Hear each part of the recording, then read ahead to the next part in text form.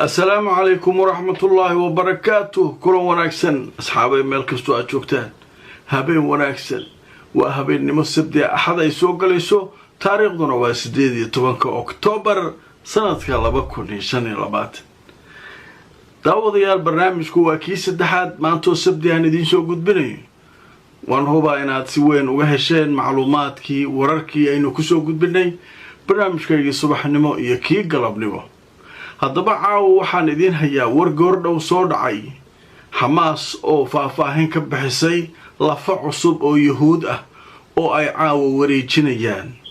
haddaba waa imisa Israa'iil maxay arrinka sidee u aragtaa tafaasiil baan idin hayaa.